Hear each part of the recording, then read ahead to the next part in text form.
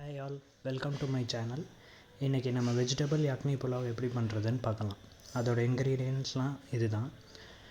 First நம்ம mixed vegetables carrot, beans, பட்டாணி, green, red and yellow capsicum நம்ம add பண்ணிக்கலாம். நான் ஆட் பண்ணுறேன். ஸோ சாய்ஸ் ஆஃப் வெஜிடபிள்ஸ் நம்ம இஷ்டம்தான். காலிஃப்ளவர், பொட்டேட்டோ கூட ஆட் பண்ணிக்கலாம்.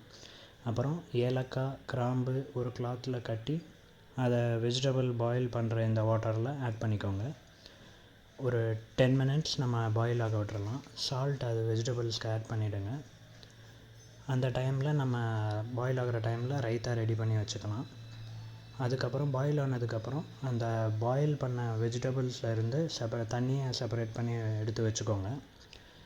நம்ம நெக்ஸ்ட்டு ஒரு பேனில் கீ ஆட் பண்ணி 2 டேபிள் ஸ்பூன் ஆஃப் கீ ஆட் பண்ணிவிட்டு அதுக்கப்புறம் நம்ம மசாலா ஐட்டம்ஸை போடலாம். பிரியாணி லீஃப், பட்டை, லவங்கம், சீரகம் அதெல்லாம் ஆட் பண்ணிக்கோங்க. அதுக்கப்புறம் நம்ம ஜிஞ்சர் கார்லிக் பேஸ்ட் நம்ம ஆட் பண்ணிக்கலாம். அதுக்கப்புறம் ஒரு 1/2 கப் ஆஃப் கர்ட் ஆட் பண்ணிவிட்டு அந்த மிக்சட் வெஜிடபிள்ஸ் கொஞ்சம் நம்ம பாயில் பண்ண வெஜிடபிள்ஸை போட்டு கொஞ்சம் மிக்ஸ் பண்ணிவிட்டு அதுக்கப்புறம் அந்த மிக்ஸ் பண்ணிவிட்டு அப்புறம் 30 மினிட்ஸ் ஊற வச்ச பாஸ்மதி ரைஸை எடுத்து போட்டு மிக்ஸ் பண்ணிவிடுங்க.